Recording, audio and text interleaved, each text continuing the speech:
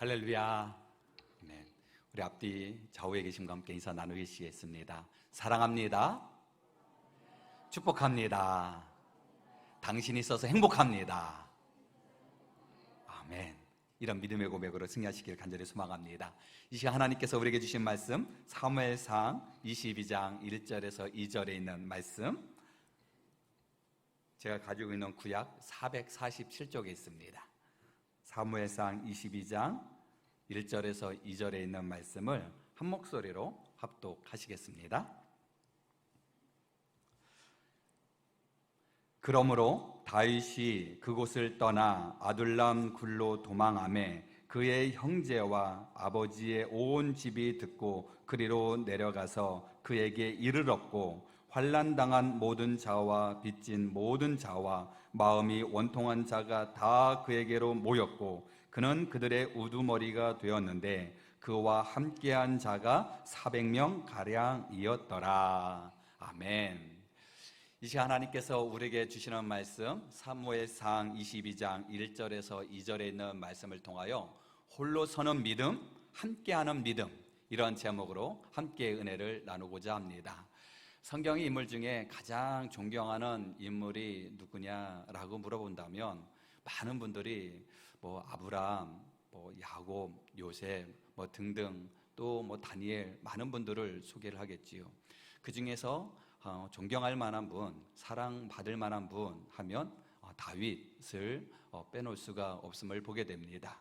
많은 분들이 다윗을 좋아하고 다윗을 자신의 믿음의 본보기로 삼고자 결단하는 이들이 많이 있는데, 다윗, 그는 그의 삶 가운데 그에게도 어려움이 있었고 실패도 있었고 좌절도 있지 않았겠습니까?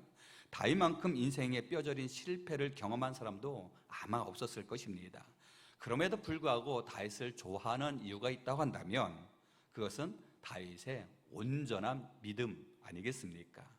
더 정확하게 말한다면 그 믿음에서 나오는 생각과 말과 행동 때문에 참되고 바르게 살려는 그 진지한 삶, 이것 때문에 사람들이 다윗을 좋아하지 아니할까 여겨지게 됩니다. 다윗, 그는 목동의 아들로서 마지막 그는 왕의 신분으로서 하나님께 쓰임받는 귀한 하나님의 백성 아니겠습니까? 그 중에서 오늘 말씀 22장 1절에서 2절 말씀은 그의 인생의 큰 과도기에, 하나님께서 그에게 은혜를 주시는 그 중심 가운데 새로운 시작점이 오늘 말씀 22장 1절 2절 말씀에 있는 이 아굴람이라고 하는 이 굴에서 시작이 되지 아니할까 여겨지게 됩니다. 이 다윗은 잘 아시는 것처럼 그에게는 오직 하나님의 말씀 의지하며 나아갔던 이 아니겠습니까? 이 다윗이 아버지의 심부름으로 저 전쟁터에 나가 있는 형들에게 도시락을 갖다 주러 갔더니 그곳에서 골리앗이 이스라엘 백성들을 모욕하고 또 하나님을 업신여기는 모습을 보게 되면서 이 골리앗을 1대1로 맞짱을 떠서 이기지 않습니까? 그래서 돌팔매질을 통해서 이 골리앗을 넘어뜨렸던 이 다윗, 소년 다윗, 이 소년 다윗이 골리앗을 무너뜨리고 나서 하나님께서 그의 중심을 바라보며 더욱더 은혜를 부어주셔야 되는 것 같은데, 근데 그의 인생 가운데 보니 큰 어려움도 있고 좌절도 있지 않겠습니까? 그의 인생 가운데 골리앗을 넘어뜨린 그 순간부터 점점 하나님께서 은혜를 부어주시고 더 잘 될 것 같은데, 그런데 골리앗을 넘어뜨리고 나서 사울 왕의 사랑을 받으며 또한 사울 왕의 딸이었던 미갈과 결혼을 하지 않겠습니까? 그런데 이스라엘 백성들이 전쟁터에서 승리하고 돌아올 때마다 외치는 소리, 사울이 죽인 이는 천천히요, 다윗이 죽인 이는 만만이라. 온 백성들이 누구를 더 칭송하냐? 이 다윗을 더 칭송하니 이 사울 왕이 처음에는 다윗을 사랑하는 마음이 있는데 이제는 그를 시기하며 질투하는 마음이 있지 않겠습니까? 그래서 이제 다윗을 사랑하는 마음을 넘어 그를 죽이려고 했던 모습을 보게 됩니다. 그래서 그는 도망자의 삶을 사는 그런 과정이 있음을 보게 됩니다. 처음에는 저 놉이라고 하는 곳에 도망을 가게 됩니다. 근데 사울 왕의 아들이었던 요나단을 통해서 우정의 우정이 꽃피었고 또 서로 사랑하는 마음으로 서로를 아끼는 마음으로 다윗을 또 살아가는 방법 또한 도망을 가도록 하는 그런 과정들이 있음을 보게 됩니다. 하나님의 쓰임받는 다윗, 그리고 하나님을 의지하며 골리앗을 넘어뜨렸던 다윗, 하나님이면 모든 것을 이룰 수 있다 고백했던 다윗에겐 그에게는 저 노으로 도망을 갈 수밖에 없었고 또 그는 이 노까지 사울 군대가 다가오니 그곳을 떠나서 도망을 가서 저 가드라는 곳에 도망을 가지 않을 수가 없었던 것을 보게 됩니다. 이 가드라고 하는 이 마을은 바로 이 골리앗의 마을 아니겠습니까?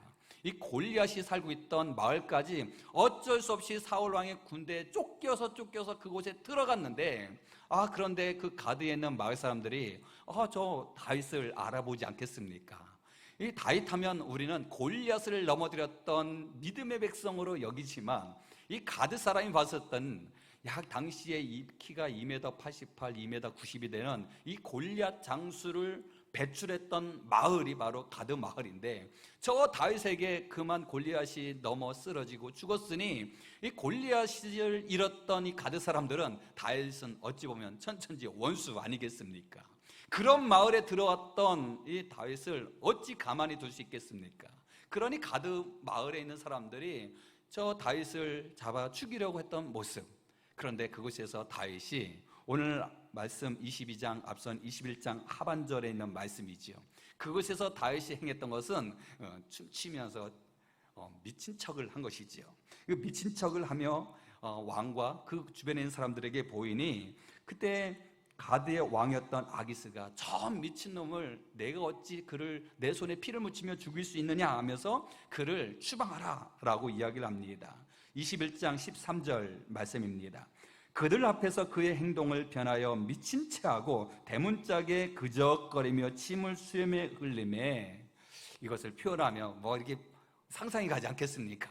그는 이상한 것입니다. 약간 몇 프로가 부족한 정도가 아니라 미친 체하는 정말 미친 것으로 여겨졌기 때문에 그를 내보내라 라고 하는 것이지요. 14절 말씀에 아기스 왕이 이야기를 하지요. 그의 신하에게 이르되 너희도 보거니와 이 사람이 미치광이로다. 어찌하여 그를 내게로 데려왔느냐 하면서 그를 내어보내라 라고 하는 것을 보게 됩니다. 이때 다윗이 고백하지요. 하나님께서 저를 사랑해 주셔서 저 눕에서 이 가드에서 저를 살려주시니 얼마나 감사합니까? 그러면서 그가 도망을 간 다른 장소가 바로 오늘 말씀 22장 1절에 나타난 아둘람이라고 하는 이 굴로 도망을 가게 됩니다.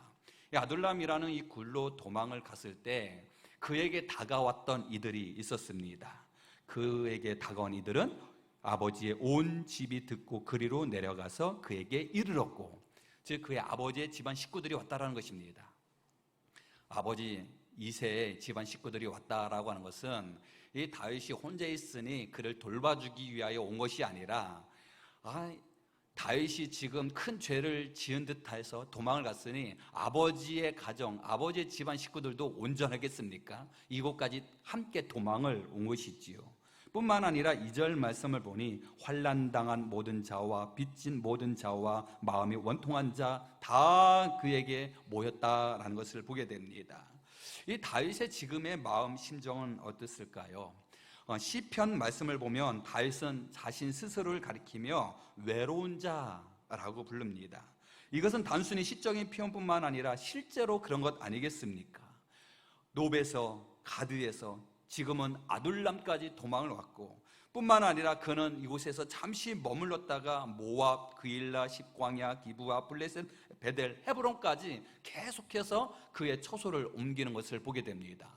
옮기는 이유는 단 한 가지였습니다. 사울 왕의 군대들이 다가와 그를 잡으려고 하니 살고자 이동을 했다는 것입니다. 그러니 얼마나 외로웠을까요? 얼마나 그는 마음이 아팠을까요? 그래서 오늘 말씀의 제목처럼 홀로 서는 믿음, 바로 지금 다윗의 고백이 그러지 않았을까?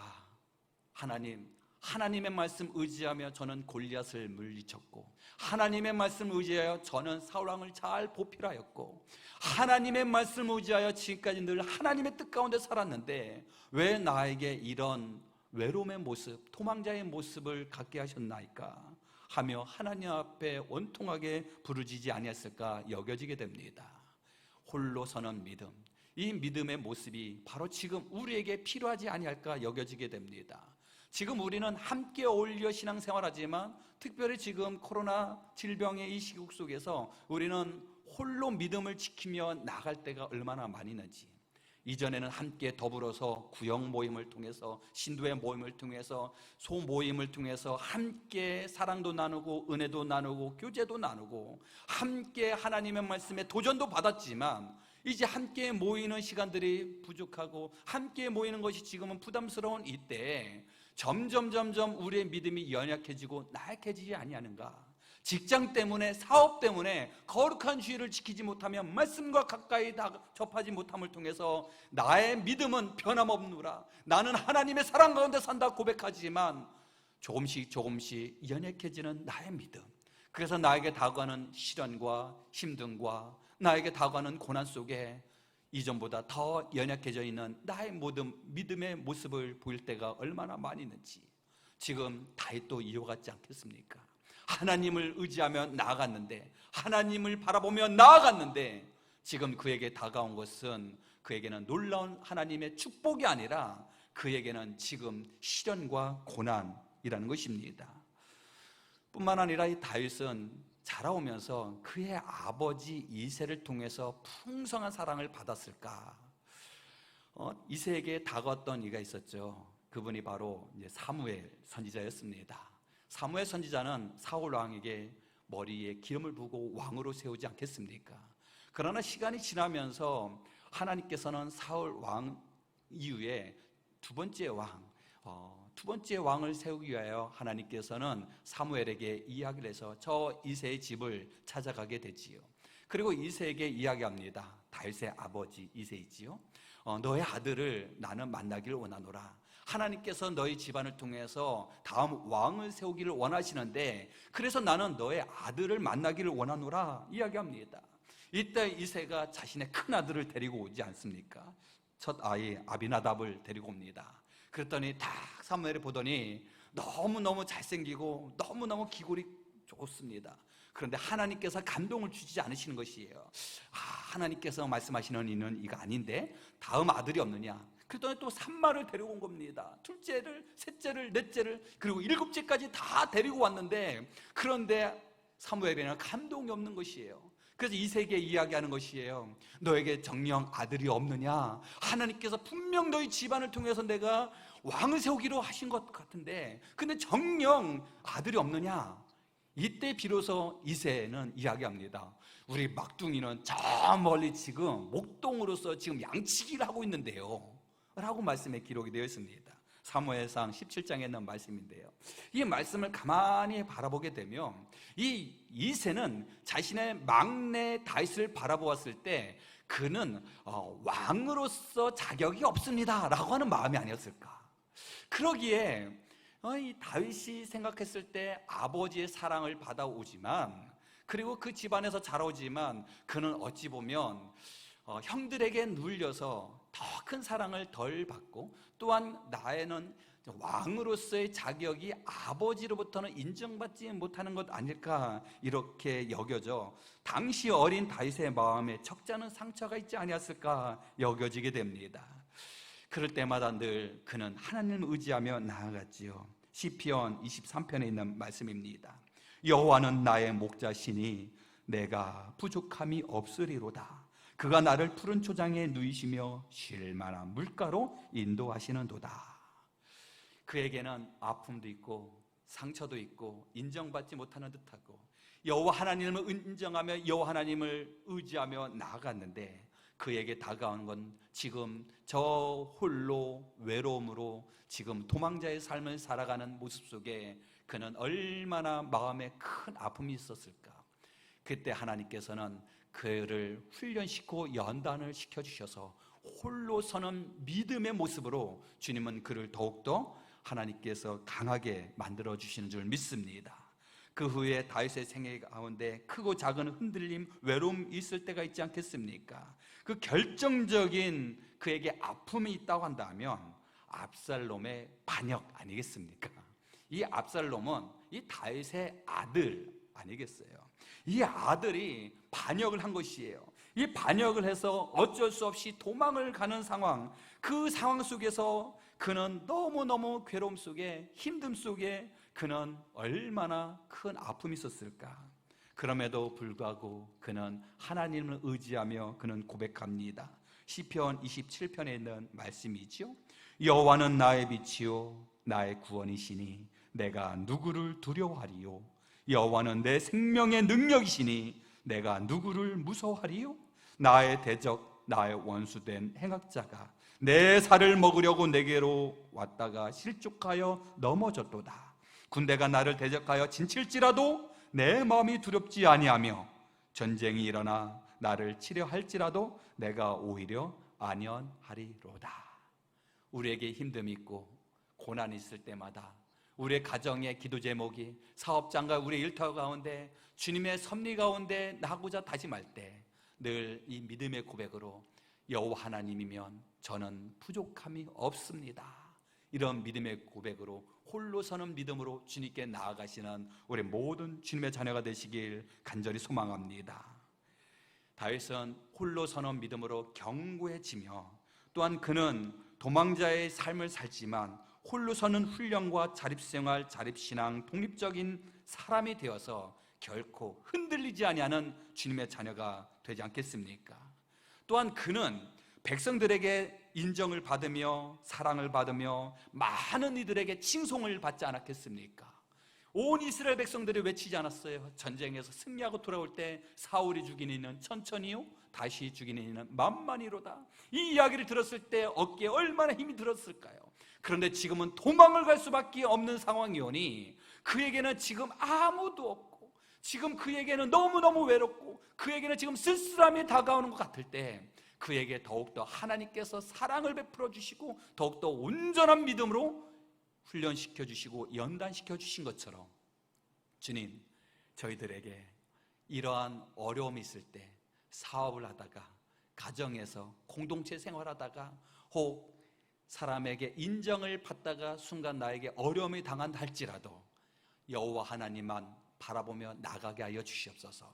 어떠한 상황에도 흔들리지 않는 홀로 서는 믿음으로 주님만 바라보게 하여 주시옵소서. 이런 믿음의 고백으로 항상 승리하며 살아가시는 우리 모든 복된 주님의 자녀가 되시길 간절히 소망합니다. 다윗은 홀로 서는 온전한 믿음으로 나아갈 때 그에게는 결코 홀로 서 있지 아니하고 함께하는 이들을 붙여주시지 않습니까? 함께 붙여졌던 이들은 바로 그의 가족 그리고 그와 함께했던 많은 이들이 있었음을 보게 되지요. 오늘 말씀을 보니 환난당한 모든 자, 빚진 모든 자, 마음이 원통한 자 다 그에게 모였다라고 고백을 하고 있습니다. 당시에 이런 자들이 지금 다윗에게 다가왔다라고 하는 것은 당시 사울 왕 시대에 극소수의 특권층을 제하고 백성들이 고통을 당하는 그런 시기였던 것을 보게 됩니다. 즉 부정과 부패가 팽배했던 그 시기에 여러 일로 인하여 상처받아 마음이 아프고 원통한 자, 사울의 폭력 정권에 의해서 불만을 품은 자들이 그리고 지금 어쩔 수 없이 도망을 갈 수밖에 없는 이들이 지금 다윗을 찾아와 함께 지금 아굴람에 모였다라는 것입니다. 그 수가 400명이나 되었다는 것입니다.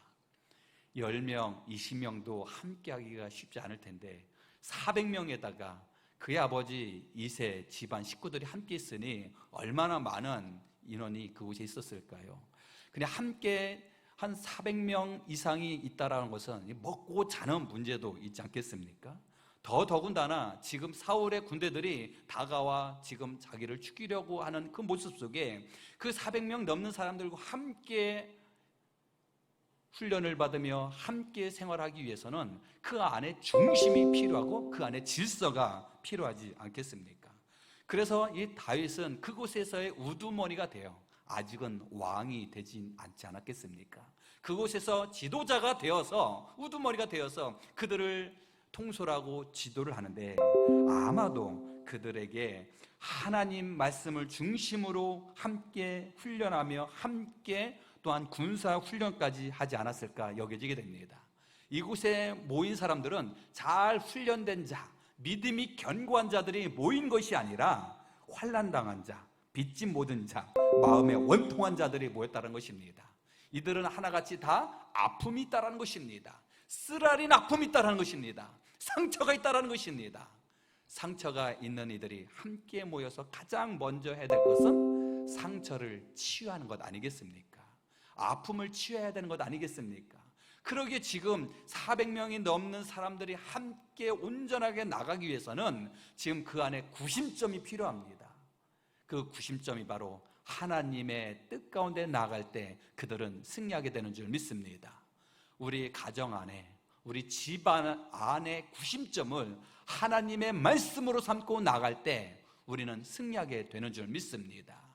그래서 지금 다윗은 400여 명의 많은 아픔이 있는 사람, 상처 있는 사람, 이들을 시간이 지나면서 조금씩 그들을 훈련시키는 이 과정 가운데 가장 좋은 훈련의 방법은 먼저 본이 되는 것 아니겠습니까? 사무엘상 24장 말씀을 보니 사울의 군사 3,000명이 다가와 엔게디까지 오게 됩니다. 지금 압둘람 이곳에서 계속 머물러 있는 것이 아니라 계속 처소를 옮겨 다니는 것이죠. 왜냐하면 사울의 군대가 첫 번이 다가와 어디 있다 소식을 들으면 그곳에 군대를 이끌고 다가오지 않겠습니까? 이스라엘 땅의 크기는 지금 우리나라의 강원도만한 크기이지요. 강원도만한 크기인데 당시에 사울이 군대를 이끌고 저 강원도로 간다. 그런다면 강원도는 다 산골짜기니 그곳에서 다윗과 함께하는 이들을 찾아내는 것은 결코 쉽지 않지 않겠습니까? 우리나라 6.25 전쟁 때 저 낙동강까지 내려갔던 북한군이 인천 상륙작전으로 인해서 저 북으로도 또 아래로 내려갈 수 없는 북한군이 들어갔던 곳이 바로 지리산 아니겠어요? 그래서 지리산을 토벌할 때 그곳을 빨치산 이렇게 표현하지 않겠습니까? 지리산 산골짜기로 들어가면 찾아내기가 힘든 것이잖아요. 그런데 지금 이스라엘의 땅은 바로 이 광야입니다. 이 광야는 사막이 굳은 사막 이런 의미가 있죠. 그래서 그곳에서 다윗과 함께하는 이들을 찾아내는 것은 결코 어려움이 없지 않았겠습니까? 그래서 동굴을 찾아가고 또한 숲속으로 찾아가는데 이 숲이 그렇게 넓지 않는데 이 엔게디라고 하는 것은 사해 바다의 동편에 있는 그렇게 크게 규모가 큰 곳이 아님을 보게 됩니다.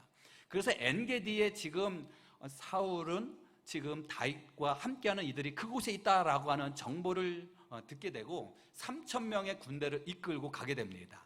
이 3,000명의 군사는 지금 우리로 말하면 특수 요원들이죠. 훈련을 잘 받은 3,000명의 군사들과 함께 지금 엔게디로 딱 갑니다. 그리고 엔게디에 가서 이제는 그곳에서 토벌을 하기 바로 직전인데 그런데 사람에게 가장 힘듦이 있다라고 하는 것은 모든 것을 다 준다 한다 할지라도 그분이 오시면 얼마나 힘든지요. 그분은 바로 뒤 아니겠습니까? 속이 부글부글부글거리면 그것처럼 힘든 것이 없지 않겠습니까? 모든 것을 다 준다 할지라도 갑자기 배가 불편해서 막 신호가 오게 되면 그것처럼 어려움이 없지 않겠습니까? 제가 인도네시아에서 사역을 하면서 갑자기 배가 부글부글 거릴 땐 이건 뭐 감당하기 힘들더라고요. 한국에서와 달리 그곳에서는 이 물갈이 또한 그곳에서는 문화적인 것이 좀 다르지 않겠습니까? 그래서 어느 날은 이제 예배를 드리다가 갑자기 부글부글해서 빨리 예배를 마치려고 할 때 교인들의 얼굴 표정을 보니 다 이해를 하는 것입니다. 우리 목사님 그분이 오셨군요 하면서 그러면서 예배를 끝나고 나서 보통 1년 정도 되면 다 물갈이를 하는데 아마 그것은 말로 표현할 수 없는 그 고통은 한국에서의 고통과는 전혀 다릅니다. 이렇게 표현하는 것을 잊을 수가 없습니다. 사울, 그는 300명이 아닌 3,000명의 군사를 이끌고 지금 400명이 되는 저 다윗을 잡으려고 이제 엔게디를 포위하고 점점 다가가는데 그런데 이 사울에게는 그분이 오신 것이에요. 쉬러 간 곳이에요. 화장실이 얼마나 급한지. 그래서 말씀에는 사울 왕이 뒤를 보기 위하여 동굴로 가게 됩니다. 사울 왕이 동굴에 갈 때 그 병사들이 다 알지 않겠습니까? 그분이 오셨으니 지금 동굴에 가서 큰 것을 보기 위해서 가셨으니 자, 가까이 가지 맙시다 하면서 3,000명의 군사들은 동굴 밖에 있는데, 그때 당시에 다윗과 함께 했던 400명의 군사들은 다 동굴 안에 숨어 있었던 것이잖아요. 동굴 안에 숨어 있는데 하나님이 주신 기회입니다.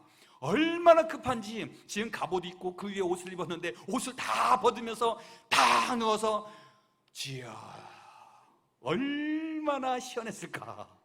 그런데 그 모습을 동굴 안에서 지금 긴장된 순간을 바라보고 있던 다윗과 병사들이 딱 보고 나서 지금 다윗과 함께 했던 병사가 이야기하는 것입니다. 하나님께서 주신 기회입니다. 다윗이요, 하나님께서 주신 기회오니 가서 지금 목숨을 지금 빼앗아 옵시다, 이야기를 하는 것이지요. 이때 다윗이 이야기합니다. 내가 손을 들어 여호와의 기름 부음을 받은 내 주를 치는 것은 여호와께서 금하는 것이니 그는 여호와의 기름 부음을 받은 자가 됨이니라. 여호와 하나님의 기름 부은 자를 해하지 말라라고 제자들, 그때 당시에는 이제 함께 했던 병사들이었죠. 함께 했던 400명의 사람들에게 이야기를 하게 됩니다. 그리고 대신 그의 옷을 잘라서 나오게 되지요. 그리고 감옥 굴 안에서 나왔던 사울 왕을 바라보면서 저 높은 언덕쯤 되었을 그곳에서 다윗이 이야기하는 것이잖아요. 그곳에서 외칩니다. 사울 왕이여, 나는 왕을 헤아릴 수 있었지만, 나는 해할 수도 있었지만 나는 왕을 해하지 아니했습니다. 내가 어찌 사울 왕을 업신여기고 사울 왕을 죽이려고 했습니까? 나는 결코 그러지 않았습니다 하면서 그의 정말 순결한 마음을 이야기합니다. 옷자락을 보이면서 내가 이 옷자락을 자른 것, 나는 왕을 해할 수도 있었지만 죽이지 아니했던 것, 내 마음을 받아주시옵소서 이야기를 하지 않겠습니까? 이때 이야기를 외치지요. 사울 왕이 저 높은 곳에 있는 다윗을 바라보면서 하나님께서 너를 앞으로 왕을 세워줄 것이다, 나는 그것을 아노라 이야기하는 것이죠. 사울 왕은 인정하는 것입니다. 너가 왕이 될 것이니 앞으로 너가 왕이 되면 나의 가문을 해하지 말아달라, 이 약조를 받고 돌아가지 않겠습니까?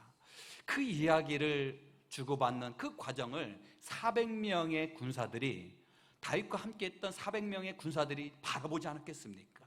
말이 400명의 군사이지만 이들은 원통한 자, 또한 그들은 상처를 받은 자, 그들은 억울함을 당한 자들이 모여서 지금 다윗을 바라보는 것입니다.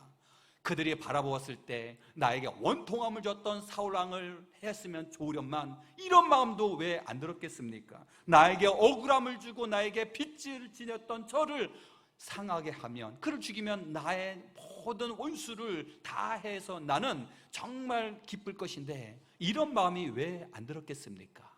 그럼에도 불구하고 다윗의 모든 삶을 옆에서 지켜보지 않았겠습니까?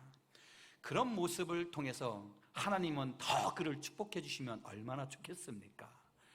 골리앗을 죽이고, 또한 사울 왕 옆에서 늘 충성하였고, 또한 사울 왕을 죽일 수도 있었지만 죽이지 않았던 다윗. 그러나 다윗에겐 또한 시련의 시간이 있어서 늘 시간이 점점점 지나 그에게는 더 사울 왕의 인정받으며 다가오지 못하고 또 도망을 가는 그런 안타까움의 모습을 보게 됩니다. 약 10여 년쯤 되었을 때, 성경에는 그 기록이 정확한 연수는 기록되어 있지 않지만 약 10여 년쯤 되었을 때 사울 왕은 또 그때 그 마음은 어디 간 데 없고 다윗을 죽이려고 하는 그 마음이 있었던 것을 보게 됩니다.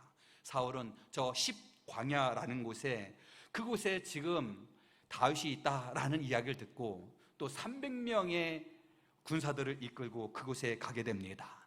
다윗을 잡기 위해서 그곳에 딱 하는데, 그곳에 사울은 내레 장군 군사령관 아브넬이 있었고 함께 3,000명의 군사들이 딱 진을 치니 그들에게는 무엇이 두렵겠습니까? 그런데 다윗은 그 진을 친 그곳을 바라보면서 요압의 아우였던 아비새와 함께 살며시 그 진영 안으로 들어가게 됩니다. 그런데 이 3,000명의 군사들이 있으면 보통 불침범을 세워서 초소에 딱 그 부대를 지켜야 되지 않겠습니까? 그런데 다 한결같이 다 잠을 자고 있는 것입니다. 조금씩 들어가는데 코앞에 보니 그 진영 가운데 사울 왕이 있는 것이에요. 이 사울 왕이 창을 땅에 찍고 그곳에 자는데 세워라 내워라 그곳에 있는 사람들 아무도 깨어있는 사람 없이 다 자고 있는 것입니다. 그곳을 바라보면서 그 아우였던 아비새, 요압의 아우였던 아비새가 다윗에게 이야기하는 것입니다. 지금 하나님께서 주신 정말로 좋은 기회입니다. 지금은 정말 하나님께서 주신 기회여니 다윗께서 하시지 아니하고 제가 가서 그의 목숨을 자르겠나이다. 사무엘상 26장 8절 말씀입니다. 아비새가 다윗에게 이르되 하나님이 오늘 당신의 원수를 당신의 손에 넘기셨나이다. 그러므로 정하오니 내가 창으로 그를 찔러서 단번에 땅에 꽂게 하소서. 내가 그를 두 번 찌를 것이 없나이다. 두 번 찌를 것이 없다라고 하는 것은 아마도 이렇게 누워있는데 각도를 잘 보고 심장 가운데 한번 창을 쭉 누르면 창을 두 번 찌를 것도 없이 처리를 할 수 있다라는 그런 말씀 아니겠습니까? 지금 푹 자고 있고 주변에 그 누구도 그에게 공격해오지 않는 무방비인 상태 속에서 그저 칼만 찌르면 잡을 수 있는 그 상황 속에 다윗이 아비새에게 이야기합니다. 죽이지 말라. 누구든지 손을 들어 여호와의 기름 부은 받은 자를 치면 죄가 없겠느냐? 기름 부은 자를 치면 그는 죄가 없겠느냐? 여호와께서 그를 치시리니 혹은 죽을 날이 이르거나 또는 전장에 나아가서 망하니라. 이런 이야기를 하고 다시 다윗은 아비새와 함께 사울 머리 곁에 있던 창과 물병을 가지고 돌아오는 것을 보게 됩니다. 그리고 후에 또 물병과 창을 보여주면서 나는 당신의 진영 가운데 들어가서 당신을 죽일 수도 있었지만 그러나 나는 당신을 해하지 아니하였노라 라고 고백을 하는 것을 보게 됩니다.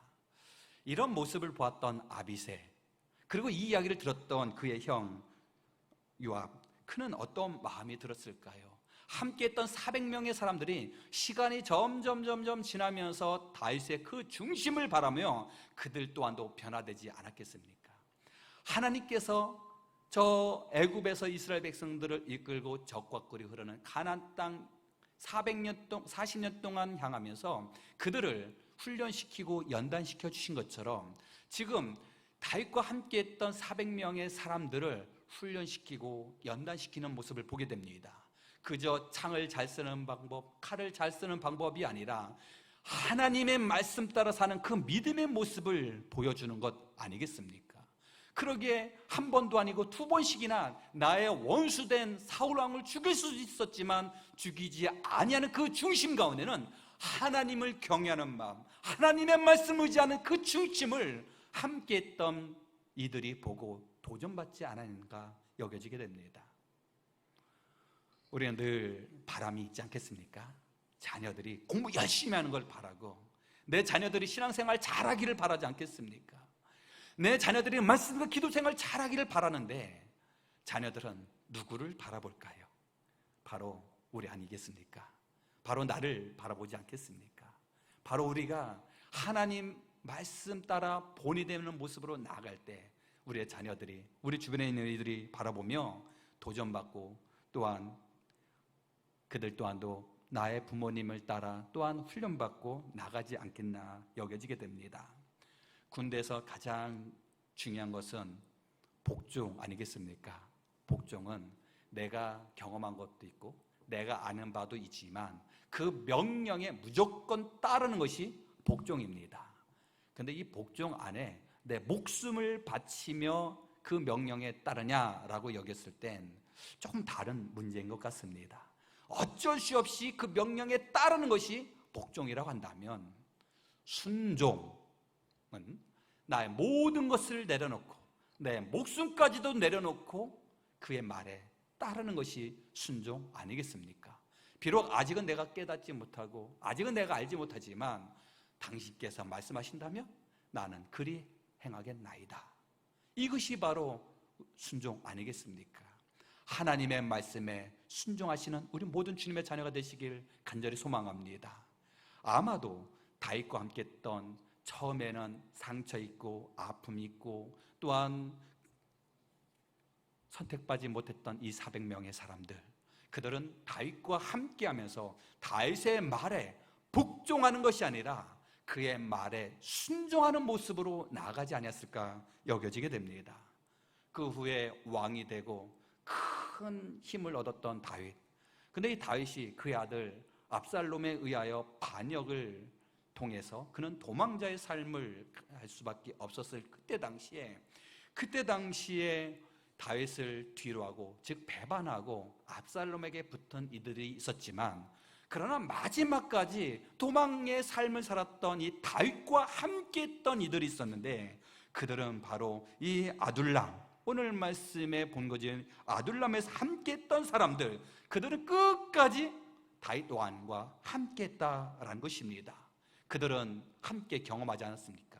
기쁨도 있고 고난도 있고 슬픔도 있고 행복도 있고. 그러나 다윗은 늘 하나님의 말씀 따라 살았더니 하나님이 그를 지켜주셨노라. 이 사실을 깨달았기에 지금 압살롬의 반역으로 인하여 도망자의 삶을 살지만 하나님의 말씀 따라 사는 그의 변치 않는 모습 속에 하나님은 그를 지켜주실 것이다. 이 믿음의 고백으로 함께하는 이들이 다가와 함께 나가는 모습을 보게 됩니다.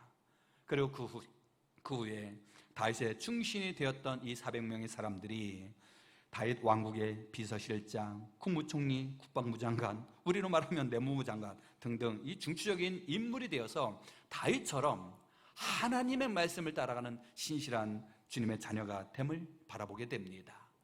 홀로 서는 믿음에서 이제 함께하는 믿음으로 나아갔던 다윗, 우리 또한 이런 믿음의 모습으로 승리하기를 간절히 소망합니다. 코로나19로 인하여 또한 현 문화가 많이 바뀐 홀로 서기를 해야 되는 이 시점 속에 홀로 서는 상황 속에 온전한 믿음, 하지만 나는 혼자가 아니요 하나님의 자녀로 우리 믿음의 가정 또한 우리 교회 공동체 안에서 함께하는 이들과 함께 믿음 생활을 잘하여 하나님 앞에 인정받는 우리 모든 주님의 자녀들이 되시길 간절히 소망합니다. 말씀을 정리합니다. 홀로 서는 믿음, 함께하는 믿음, 이것이 바로 다윗의 삶의 믿음의 여정 아니었겠습니까? 가정과 교회 공동체를 깊이 생각하는 지금 선선한 좋은 이 계절에 우리에게 주신 하나님의 말씀을 우리의 마음에 담고 다윗과 같은 귀한 믿음의 사람으로 홀로 서는 믿음, 함께하는 믿음, 온전한 믿음으로 늘 승리하며 살아가시는 우리 모든 주님의 자녀들이 되시길 간절히 축원합니다. 기도하시겠습니다. 사랑이 많으신 하나님, 감사와 영광 찬양을 올려드립니다. 다윗의 믿음을 바라보며 외롭고 쓸쓸할 때 홀로 온전한 믿음으로 하나님 앞에 나아가고, 또한 함께하는 이들, 훈련받지 못하고 또한 믿음이 연약했던 그들, 환난당한 자, 빚진 자, 마음에 원통한 자 다 그에게 모여 그들이 또한 다윗을 통하여 또한 강건한 믿음의 백성이 되어 다윗의 충신이 됨을 바라보게 됩니다. 그리하여 큰 하나님의 사명을 감당했던 것처럼 함께하는 온전한 믿음으로 승리했던 다윗처럼 저희들도 승리하며 나아가는 저희들이 되게 하여 주시옵소서. 예수 그리스도의 이름으로 간절히 기도드리옵나이다. 아멘. 함께 찬송 212장을 부르시면서